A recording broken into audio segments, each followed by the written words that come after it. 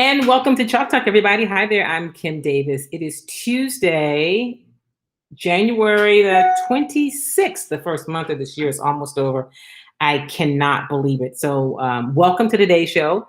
Thank you guys for tuning in and being a part of Chalk Talk today. We've got a lot of stuff to get to and a lot to talk about. I want to first just thank a lot of you have sent me very kind messages on some of you that know me have texted me or called. You've posted really kind thoughts on my Facebook page in response to me posting that my mother transitioned last week. So I appreciate that from my family and from me and my family. Those messages mean a lot.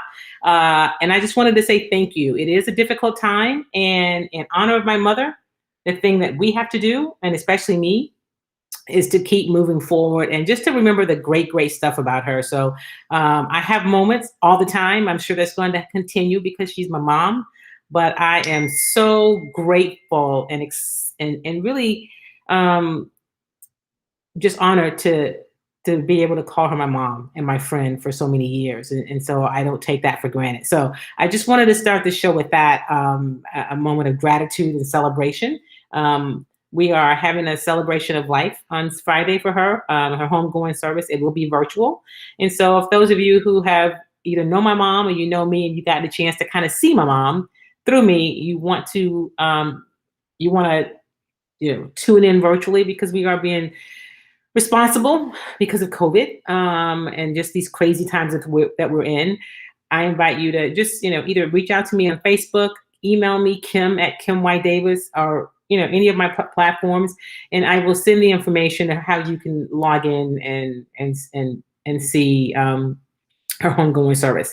So I wanted to start with that and just say thank you. I appreciate it. It means a lot during these times that are really challenging, times that we can't stop in. We have to keep moving. But I do have to acknowledge that I had a huge loss almost a week ago. So, but I am back today and I am glad to be with you. I pause now because I'm thinking about the Houston Texans, and I said if you got a chance to see the little promo video that I did, that you wouldn't have thought when we met last week, right, that the Houston Texans situation could have gotten any more dire, right? It couldn't have been worse. How could that be? Because it was already at a really bad place. The Texans seem to.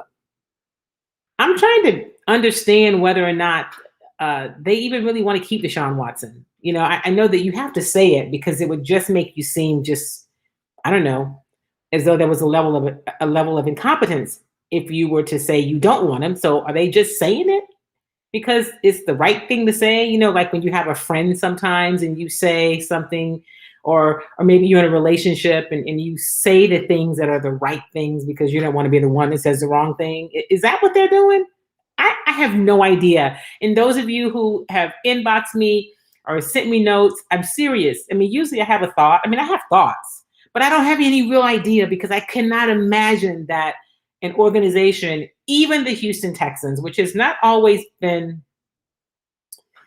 well, they've shown a lot of signs of ineptness, right? But I just certainly you wouldn't let one of the best players, not just in the history of your franchise, but in the entire game, that you would let it disintegrate to where it is now. And so what happened, if you're asking me, well, what happened from last week, Kim, that has made this situation more dire? They did interview Eric Bieniemy. I don't know if it was a bit of an obligatory interview, but then here's what they did. There's a player named Josh McCown, right? If you recall last year that he was hired to come in and be kind of a de facto quarterback coach. Josh McCown is a journeyman quarterback, a backup quarterback who played around the league, knows a lot about playing quarterback, I suppose. But they hired him to come in and be, I say a de facto quarterback coach. I don't even think Josh McCown has officially retired from the NFL. So he's kind of technically still a player. He could still play.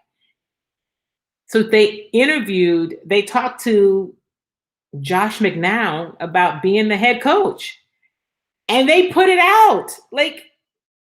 For the life of me, that doesn't make any sense, right? That's just offensive on a whole bunch of levels. It took you forever to finally talk to Eric Bieniemy, and probably maybe that was public pressure. I don't know. I can't even.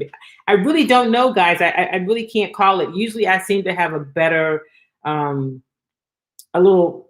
My thoughts are more clear, but I just don't. I can't really call it because I can't. This is just the biggest embarrassment in football right now. I mean, they have gone from being one of the best run teams from a business perspective, not in terms of always the product on the field, but in terms of how they ran their business, they were pretty well respected.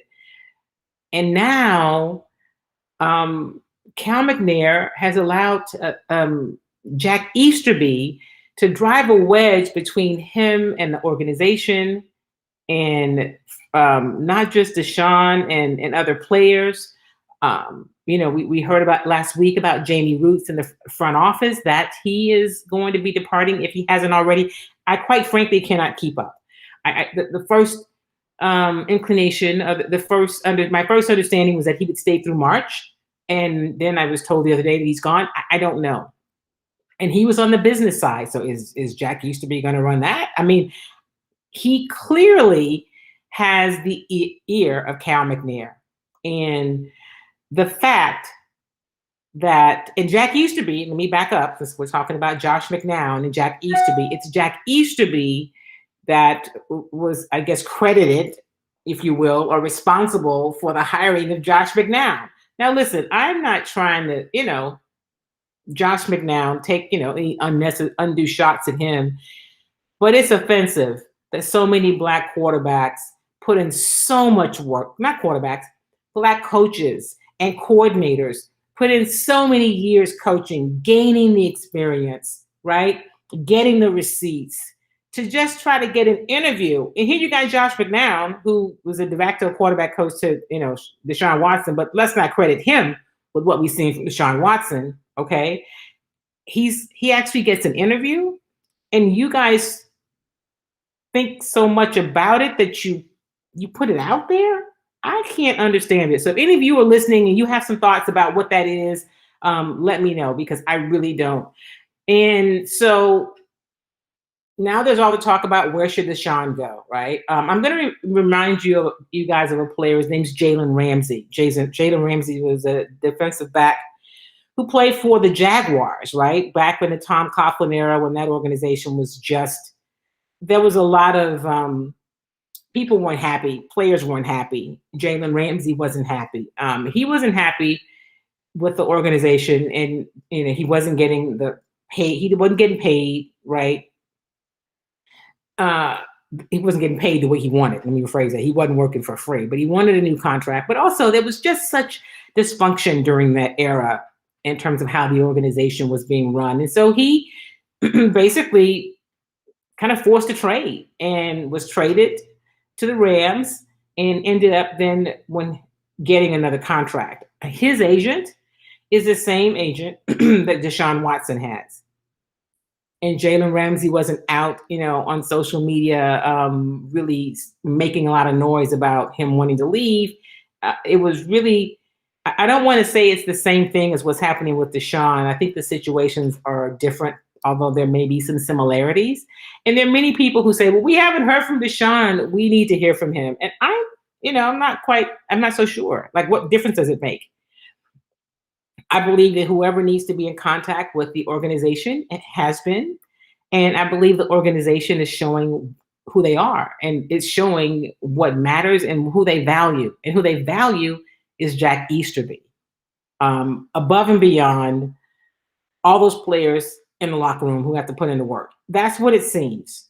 Okay. We heard from the owner, Cal McNair, once, which was a couple of weeks ago, when in his jubilance and excitement to announce the hiring of Nick Caserio, he met with the media. And although I was on the call, I was not one who got a chance to ask any questions of him. So I've never, ever had an opportunity to talk to Jack. I mean, not to Jack Easterby. I did ask him one question, but to actually speak with Cal McNair. And who knows if it'll be another couple of years before he says anything. It is a mess. It is embarrassing. And I don't really know how it gets a whole lot better. Okay. Good morning, everybody. Thank you, Dennis. I appreciate that. And Carolyn, thank you guys as well. Good morning, Lawanda. Welcome, welcome. Good morning. It's good to see you. And thank you guys for your continued condolences for the loss of my mom. I appreciate that. It means a lot. And prayers are great because that is what gets us through. So thank you for that, Miss Carolyn. Dennis says we need new ownership. Yeah, I don't know how you get that. I mean, they are financially strong and have their clamps on it and don't seem to have any interest in doing anything other than what they're doing. And what it also says is, Carolyn calls it nepotism. What it says is, hey, good morning, Emma. It's good to see you. Love you too. And this Texan situation, what it says is, it makes you think. If you go back to last summer when everybody was singing "Kumbaya" and we love Black people and we're gonna kneel and in the wake of George Floyd's murder, right? That basically just shook the world. Let me just first say you would have to be like you would have to lack humanity to not have been moved by that. So I don't doubt that people who said that they were affected and impacted by that were moved. I believe that. I also think that what we're seeing is who's really who is really who really meant what they said about doing things differently, about offering more equity, being more inclusive with Black people. Like that's what we're starting to see. What did that mean? Dennis says, what you're seeing is the fear of the Black man. We're taking over the game on all levels, and that makes them feel some sort of way. They feel that they are being pushed out. That's not new, right? That's a great point. That could be it. I don't know. But so you just would rather destroy your organization because it hasn't, you know, Black people have been the majority of the players in the National Football League for a minute, right? That's really, really not new. Tony says, Deshaun seems to be a proxy for the rest of the players. His feelings may reflect the other players in the locker room. Absolutely. I think you're right about that. His feelings do. I feel confident in saying that. I haven't personally spoken to Deshaun Watson about this. I do know that the feeling that has been conveyed about Jack Easterby, what we heard clearly and definitively from Andre Johnson a couple weeks ago, is what's shared in that locker room. I have heard from other players who feel that way about Jack Easterby, feel really strongly about it. So it's not just that it's what Deshaun feels, and it's not just what Andre Johnson feels. It really is a mess. Carolyn says she agrees. Hey, good morning, Reg Clark. It's good to see you. It will not get better. It's just the culture. And you know what? If we think back to the last game of the season when we had our post-game interviews with Deshaun Watson, okay? And then the next day he came and did kind of an end of season interview with us.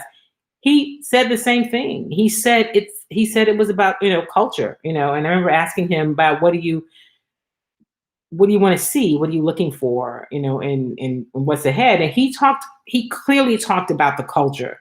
And so it was interesting that when Cal McNair in that I guess we'll call it a press conference. When he was just giddy about Nick Caserio and could not say more glowing, favorable things about Jack Easterby. But he talked about the culture, and he said our culture has been under attack, or our culture is strong, and your culture is a mess. The culture is a problem, right? And we are seeing it. We are seeing it, and it's not. It's not a good look. Let me say that. Tony says players talk and are worried about potential free agents. If Deshaun Watson leaves, players do talk, but also they don't even have to talk. All they have to do is look and see. And if they see like, okay, there's this guy who's got a lot of control. The owner keeps saying, "No, I cut for him. He my dude. He's not going anywhere." Because that's basically what Cal's saying. Jack Easterby's my guy.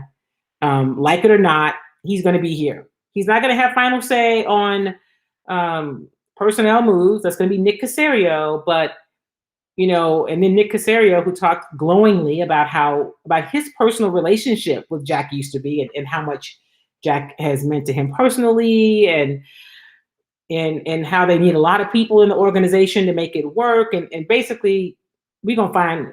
I can't tell you right now today what his job is, but he's gonna have one. That's my Kim Davis um take on that conversation, because I keep trying to figure out, so like, what does he do? He's not the personnel guy. He can't be the general manager. He clearly has more clout than anybody in the organization. It seems like it's Cal McNair and it's Jack Easterby in terms of clout. So now, if you are coming in to potentially work in the organization, how much does that concern you? Unless you are one of their guys. I don't know. People talk about the evangelical connection. That is what is driving this. I'm not really sure what it is, but yeah, it's really interesting watching this whole thing play out, right? It will not get better. It's just a culture. Yeah, Tony. So Keisha said, thank you so much, Keisha. I appreciate that. I mentioned at the top of the show, you guys have been sending me some really kind notes and warm thoughts and prayers for me and my family. And so I appreciate it. It is definitely a challenging time. But if you knew my mom, she would expect for me, all of us, especially me, to, keep moving, keep working, keep representing her, and I feel like that's what I do, because her legacy lives on through her children. And so thank you for that, Keisha. I appreciate you. Grace says Black players make money for the team. Black execs do not. No financial gain in hiring Black coaches, so no incentive to do so. Rooney Rule is a joke. That's a really interesting point, Reggie. You're right. Black execs, well, here's how they can make money for the team in terms of how the organization's run. So, Black executives can make money for the team. I guess you're saying you don't have to have them. You can get that from somebody else. But how's your front office run? How are your business operations going? So even those years when your team is not very good, are you still able to maintain the business side, the sponsorship piece, all of those things that make your business operation run? Because what we all understand, I will remind you, is all of us, is that the Texans, any professional sports organization, is a business, and it has all the components that any other business have. Its product is football, right? That's what they do. They're not making widgets or drilling oil wells. They're playing football games, but they still have accounting, they still have HR, they still have marketing, they still have legal department. They have all of those things, and so I guess it took us long enough to get to the point where we could start talking about the validity of Black quarterbacks. Now we're talking about the validity of Black executives and Black coaches, and that's really unfortunate. Tony says Cal was speaking down to the fans when he says the team knows what's best. Says the team knows what's best. Yeah. Okay. So I hear my next guest in the background. Let me mute that for a minute. She's about to join us. We're going to put a pin in it right there. We're going to come back to talk about these Texans. I'm also going to let you hear a little bit of a couple of interviews I'm going to play for you, and I'm going to let you hear from a couple of the Rockets as they get ready to go back, and they get ready to be back in action tonight as they take on the Washington Wizards. We've talked a lot on this show about COVID and just how it is. You don't need me to tell you how it's just running through our entire community, right? Running rapid. The numbers are getting higher. And now that there's the vaccines out, I don't know if people have just said, forget all the protocol. I'm just going to be out there wilding out. So what I would say to you is we still need to make sure that we shore up our immune systems. And unfortunately, if you are a person who has suffered from COVID or is suffering from COVID, there's no real cure. But what do we do? And you on this show have heard me talk a lot about Jinka. I love Jinka, which is a product that I've recommended to everybody. And I'm excited today to have one of the founders of Jinka join us. Also, my very dear friend. Look at you looking all fancy and colorful. Good morning, Kim. Good morning. Welcome, welcome, welcome. So listen, I wanted to have you on because I talk about Jinka, but I know that you guys made it, right? You created it. Your husband created it. and it's an HEB, and that's awesome for those people who are in HEB area. But can you just share a little bit about what people have said to you who have experienced Jinka with COVID? Yes, thank you, Kim. Thanks for having me. What we know is, so if you're not familiar with Jinka, it's a mix of 8 different roots and herbs. So turmeric, cinnamon, ginger, nutmeg, date sugar, coconut oil, pink Himalayan salt, black pepper. All the things that we know are good, right? A lot of times it's hard to get all those things in your system when you're trying to drink a little ginger tea, maybe sprinkle a little turmeric on your dinner, all those little things. So what this paste does is it makes it convenient. So you can take a tablespoon of the paste, add it to your favorite beverage, smoothie, golden milk, vanilla almond milk, oatmeal, yogurt, to ingest it, and you literally get hundreds of minerals and nutrients from this one product. And what we know that is doing is reducing inflammation. And so LJ, me and my husband, we are not physicians, we're not doctors, we're not even herbologists. That's not a space that we're in. But my husband did create this for me because I was diagnosed with prediabetes, and we just knew that wasn't going to be an option. So we know it is reducing inflammation. And if you Google COVID and inflammation, it's going to pop up. If you Google any disease almost with inflammation, we believe inflammation is the root of all disease. So with COVID particularly, we have had people literally come and tell us that they felt the inflammation releasing from their chests, releasing from their lungs when they use this product. So what we just like to share is, we know most people have went and gathered up all the preventative things that they're using every day, their vitamin D and their zinc and the different things that they've seen. We would love for you to add Jinka because we know it's working. It reduces inflammation. So Kim, I want to talk a little bit more about that, because sometimes when people hear inflammation, they think of like when you have an injury and your ankle swollen, right? So that's inflammation, but you're talking about inflammation inside your body, which is really the root of where disease comes from. Absolutely. If you're dealing with anything, I mean, Google it, research it, ask your physician. The bottom of it is probably inflammation. And so if you can go to the root of that and heal and aid the inflammation, then you could possibly rid the disease. And so we've watched that happen with diabetes. We've watched it with people that have lupus and thyroid and gout. We have a couple of reversals of blindness, because blindness is inflammation. Cataracts are inflammation, inflamed. So that's what we know, Kim. We are hoping to get more research. We have a couple of physicians that will be working to do a study just for us. But individually, all the herbs that are in our product has been researched extensively. So we know it works. The combination is just a beast. So I want to talk about that because people go, yeah, well, I've heard about turmeric. Turmeric is good, but turmeric has to bind with something for it to be effective, right? It needs to bind. Yes. And so that's one of the benefits of Jinka, because the way it's created, it binds so that it can work when it gets in your body. Absolutely. Turmeric has to be combined with black pepper to create the curcumin. And that's the ingredient that is helping to heal and aid inflammation. All this is readily available online. And so I don't want to, we don't want to come off as any experts of anything. We just know that this is ridding inflammation in the body. And with that, so many people are getting helped. We get testimonies every day of people that it's helping. LJ gets a lot of those phone calls because his number is attached to most of our things. And just yesterday, he had a phone call of a great story of a lady that was actually in HEB looking for it. And she called kind of frustrated, said she couldn't find it. And she said, we've been using it for the last couple of months.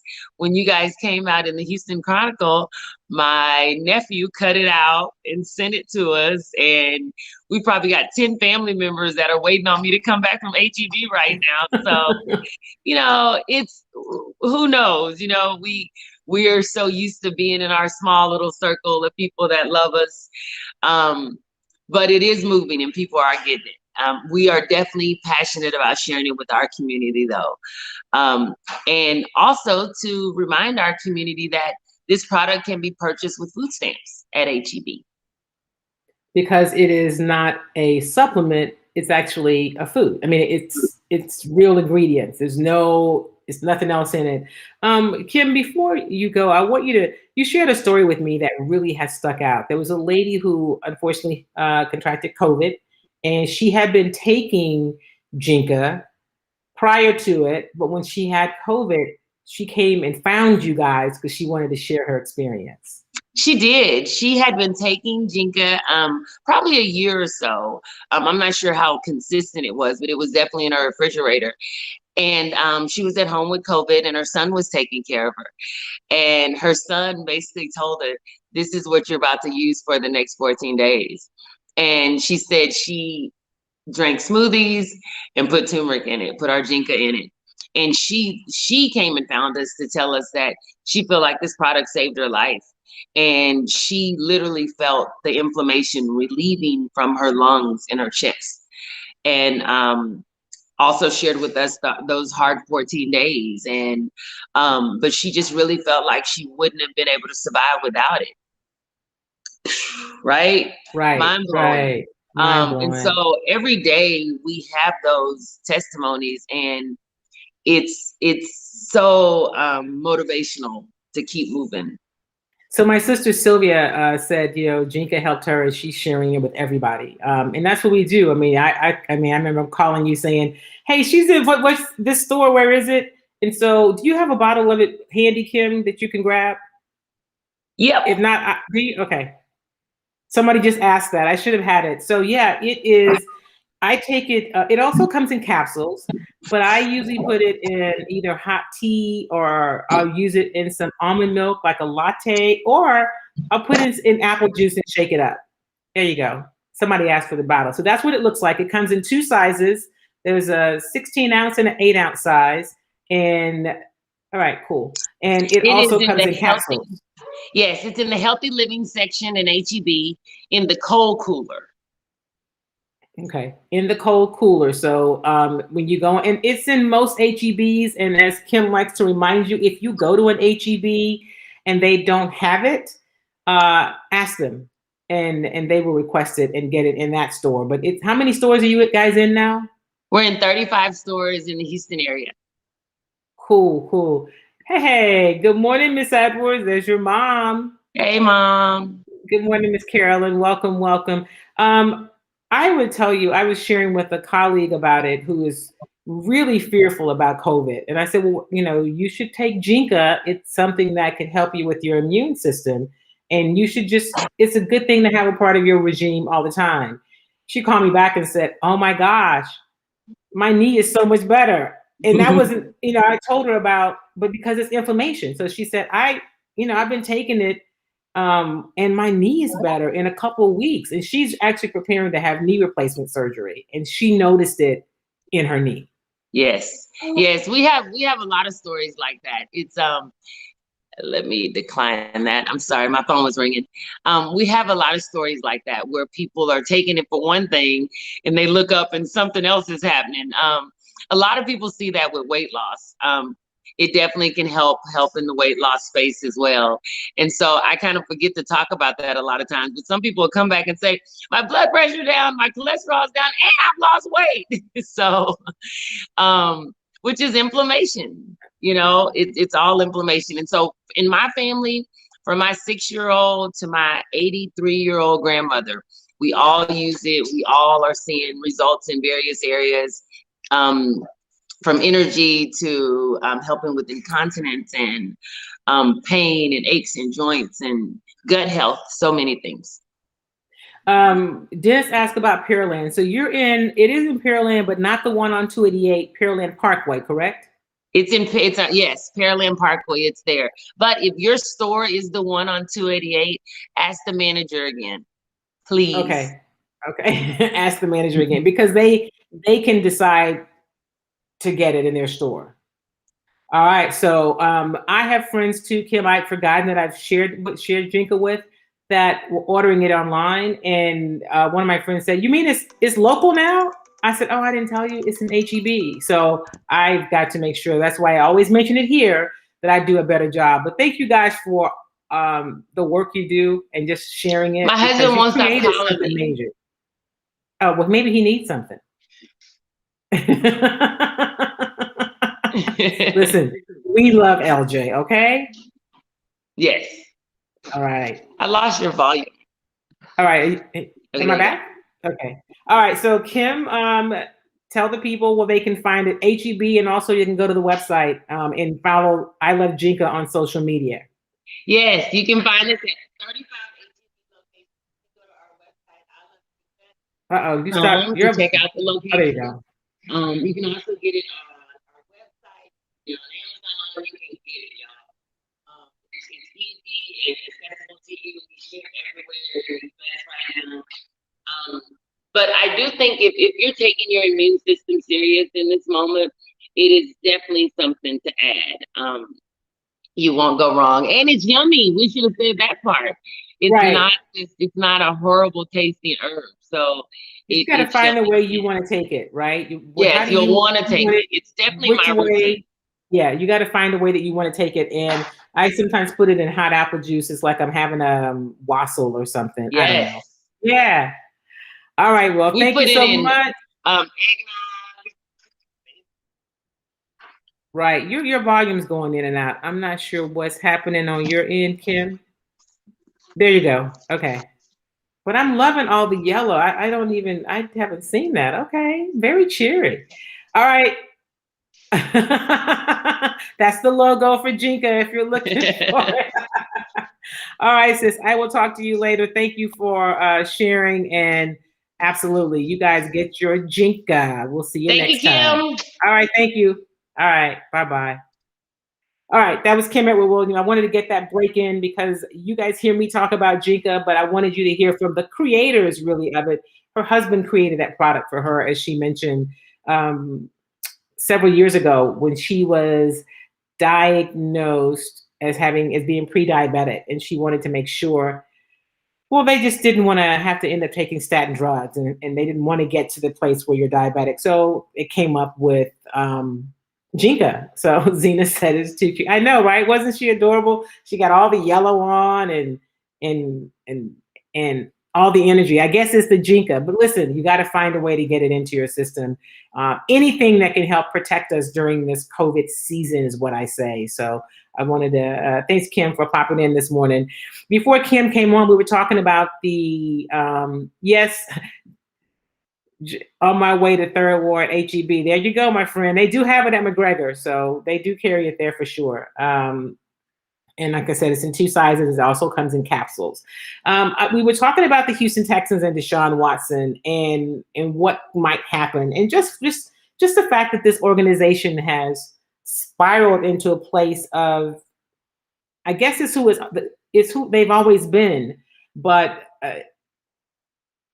I mean, you guys, if you listen to me, I'm not at a loss for words often, but I just don't really have a lot of words to explain what's happening with this Houston Texans organization. I can't call it, I really don't know. Hey, Joel Mathiasen. Good morning, my friend. Welcome. Thank you for being on. It's been a minute. Listen, Joel and I used to work together and we used to do some great stories. He's an amazing photojournalist and always made my stuff look really good. So we were a great team. So, hey, Joel, good to see you. And do you know what's happening with the Houston Texans? Can you help us understand how we could be at a place where we're talking about where Deshaun Watson will be traded? So here's the thing. I had somebody inbox me I thought he has a no trade clause. He does. And what that means is they can't trade him without him signing off on it, which means they can't just send him anywhere. So if there's a trade, it has to be to a place that Deshaun Watson would like to go, right? No, I'm shaking my head too, Joel. I'm shaking my head too. So that's what the no trade clause is. And in his new contract, his extension that he got, he gets to say if he'll be traded, and which would mean, where he's going to go. He has the input. I was glad when I saw that in his contract that he had that clause. Um, it's just craziness. And all of you with the funny memes, right? Good morning, Bobby Scott. Welcome. It's good to have you.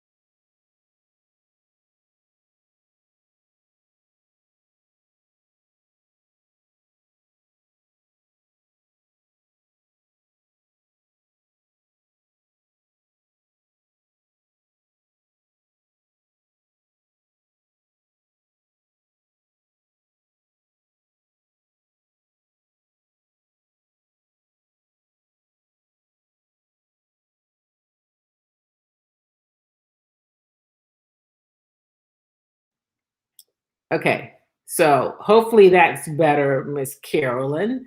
Um, in the age of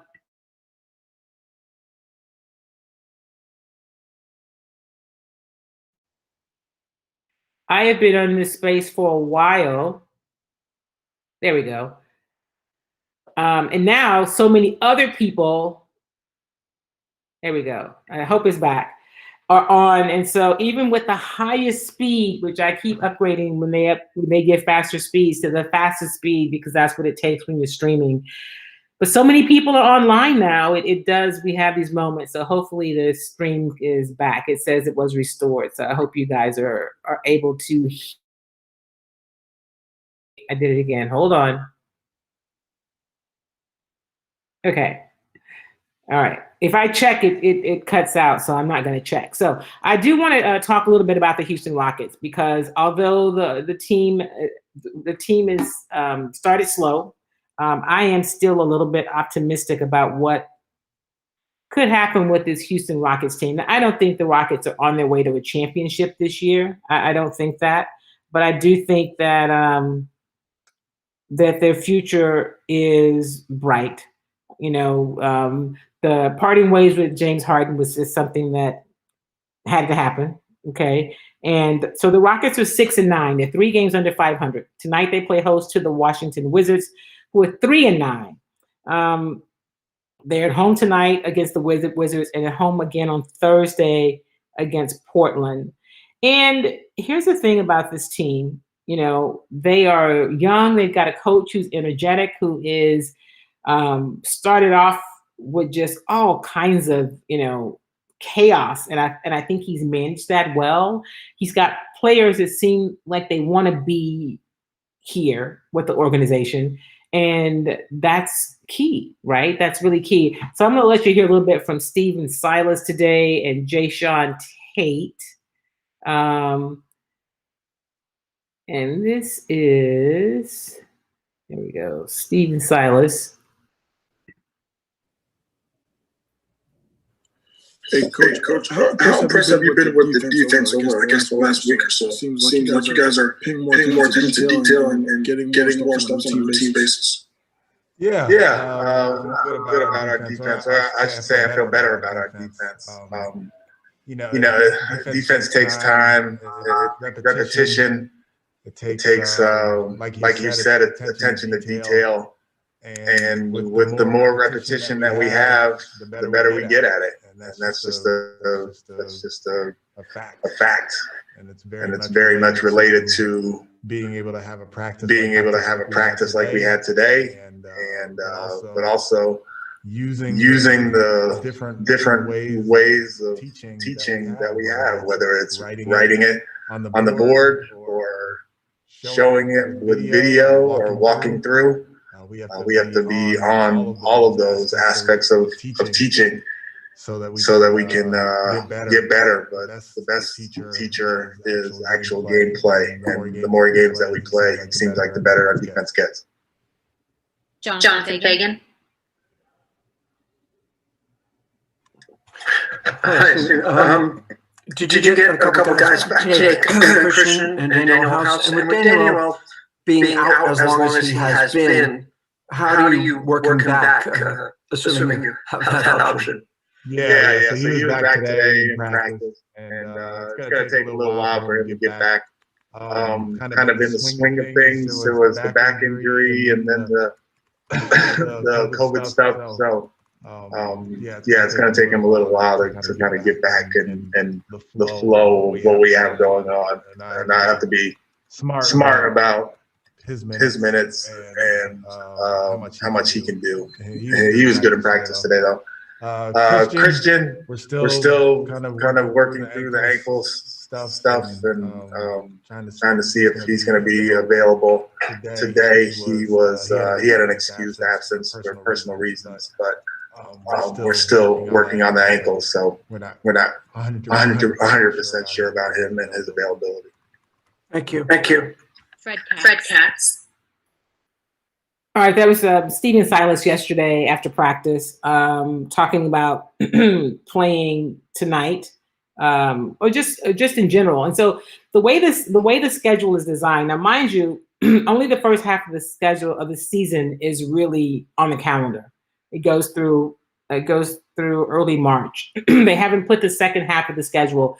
Now there's talk about maybe an All-Star game around March the 7th, and the trade deadline is also in March. So, the question is, will they get through 72 games? Some people will, some teams will, some teams won't, because, when they decided to decided not to go in a bubble. And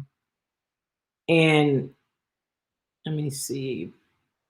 I'm trying to see here if Westbrook is playing tonight. I think that he is. I'm going to find out for sure for you, Tony. That's what I was looking for. When the NBA decided we're not going to go in a bubble, we don't want to do that. We want to, have a season where we have some fans in attendance for the teams that do allow that. They didn't want to be in a bubble. They knew that the issue of COVID was going to could very well be a problem for them. They would have some work stoppages.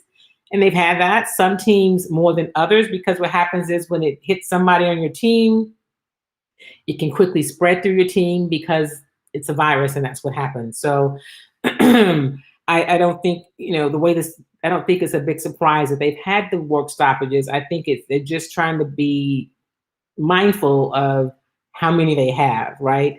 They basically play every other day. And so what Coach Salas was talking about is having those days to practice, to have a real live practice where so that would require you having a couple, at least 2 or 3 days between games to give you a chance to go through live practices and keep installing some of, your offense or your defense or getting your players acclimated. Remember, this is a new coach. There's a little bit of a new, it's a newer system. It's not what they did last year. And there are a lot of new players. And so all of that is having to come together at one time. And those are some of the challenges that I think that they're having. So they play the Wizards tonight. I can't tell Tony. I'll find out and then I'll post it on my page about whether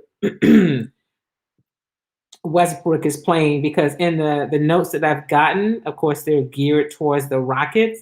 But I was looking at some of the other pregame stuff, and it looks like he's going to play, but I will double check to see, because quite frankly, I don't follow the Wizards a lot. But I did also want to let you hear from Jae'Sean Tate. He's a young player that's come in, and people have compared him to the likes of a PJ Tucker. Let me take a little bit of water.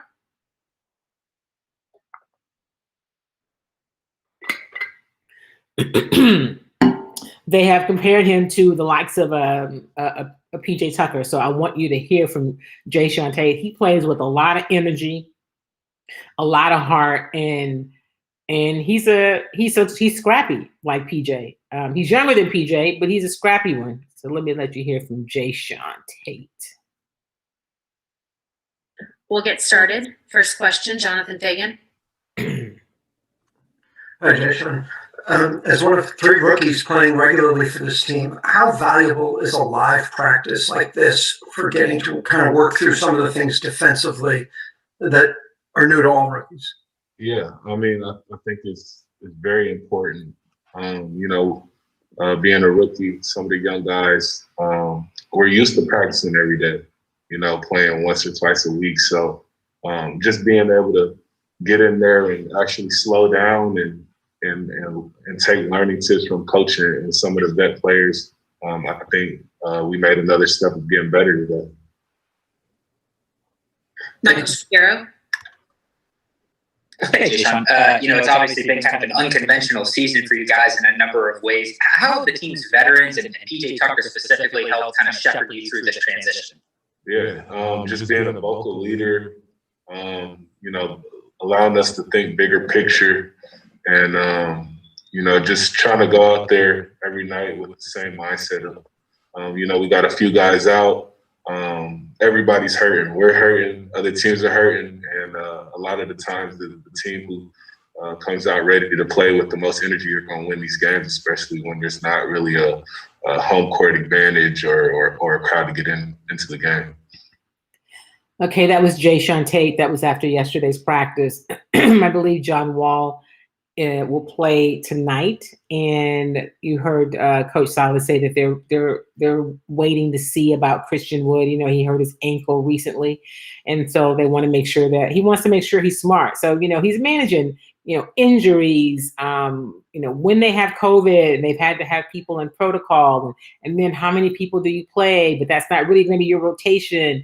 So he has been tested, a lot, but it's what you sign up for, right? It is what being an NBA coach requires, especially this season and in this COVID season. So listen, it is going to be interesting to watch these Rockets. I think that they're coming together. It's going to take them a minute, but I hope that they do well.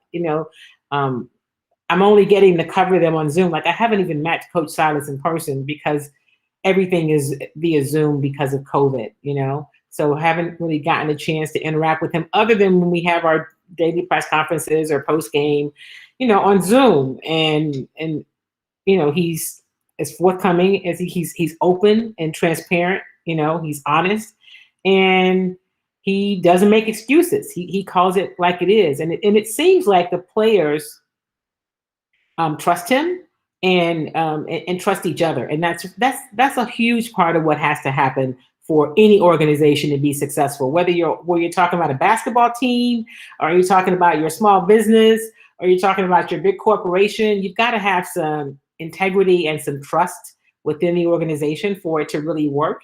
And you've got to be able to communicate effectively. And you'll hear Coach Silas talk about that a lot. You'll hear some of the veterans talk about that a lot as it relates to how they perform on the floor, right? How they how their defense works, how their transition game works. It all has to do. It has a lot to do with how they communicate, and a lot of that starts with trust. So you've got different organizations. Oh, here's a bit of good news. I don't want to leave without a couple of things. Obviously, we've got to talk about, we're the year anniversary of the loss of Kobe Bryant, his daughter, and the other 7 people on that tragic crash. This started out last 2020, and we kept saying, oh my gosh, 2020 keeps getting worse. So, remembering Kobe Bryant and his family and the other families who lost loved ones that day. This week, we saw another great one transition, and that was Hank Aaron.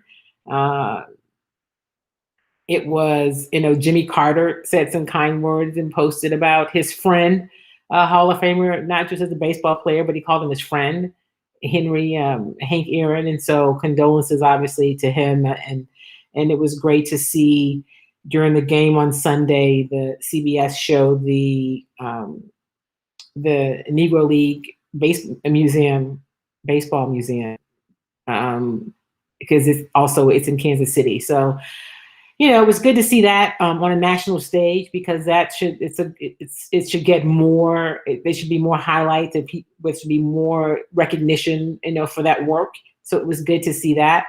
And as I told you at the start of the show, my mother transitioned last Wednesday. And so if you were not here at the top, I just wanted to say thank you, because many of you, I posted about her, and many of you have sent really kind messages to me and my family. And so your thoughts and prayers are really appreciated. My mom, if you knew her, you would love her. She's an amazing woman with a lot of grace and but a lot of fire, a lot of fight, and she was really, really smart. So she leaves quite a legacy, and I'm just grateful for the time I had with her and grateful for her life. And so I wanted to say that and say thank you for all your support. And before I go, great point. Tony says Stephen Silas hasn't even seen his family yet due to COVID. His wife and daughters recently moved to Houston from Dallas. That's true. Because he had to be, keep his family safe. And because when he moved here, it was in the middle of COVID. And so there wasn't like, you can kind of do this traveling, hanging out, because he too has to be responsible. So I know he's glad to have his wife and daughters here. Thank you so much, Lorenzo. I appreciate it. That's very kind. And I will. And you guys helped me to keep, to be encouraged and to keep my head up. So thank you for being a part of the Chalk Talk tribe. If you will, please share the video. And remember to, I haven't been reminding you guys that. Whoops, I'm just typing it into the chat, if you will. If you will, please share the video as we continue to grow the Chalk Talk family. And I may have some news soon about, Chalk Talk will still be here, but also adding another platform. There may be a radio platform that I do the show on as well coming up. So I would do here on Facebook and YouTube, and then also radio simultaneously. So I'm working on that. I got a call about that last week, and I'm just trying to explore that and work out the details, but you all will be among the first to know. So with that, remember to absolutely, I Love Jinka.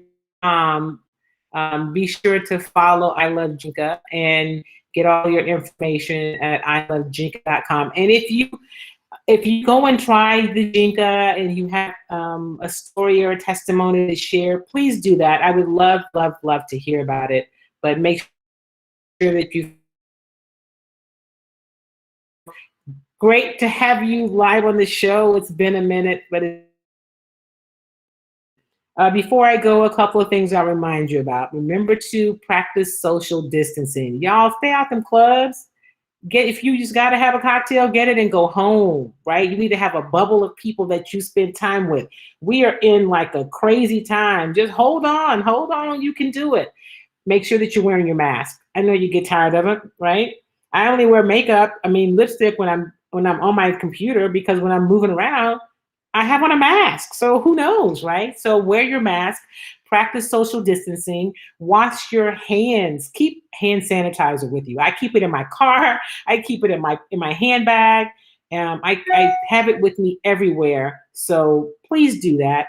And make sure that you're taking the things you need for your immune system. We told you about Jinka. Maybe you need to get some extra vitamin C and vitamin D. Zinc is good, elderberry, whatever the things are. But make sure that you're taking care of you and your family. And what you put in your body has a lot to do with your immune system, right? So make sure that you're giving yourself some live foods like fresh fruit and vegetables. You don't have to be vegetarian. You don't have to be vegan, but you do need to give yourself good live stuff. Kim says body butter. Oh yeah, does that mean you guys need some, Kim? For me to remind the people. So I make a body butter also that is hand whipped and organic, and and popcorn. So go to KimmyTreats.com and you can check out my products there. But when you're using all that hand sanitizer, I had to double up on my body butter.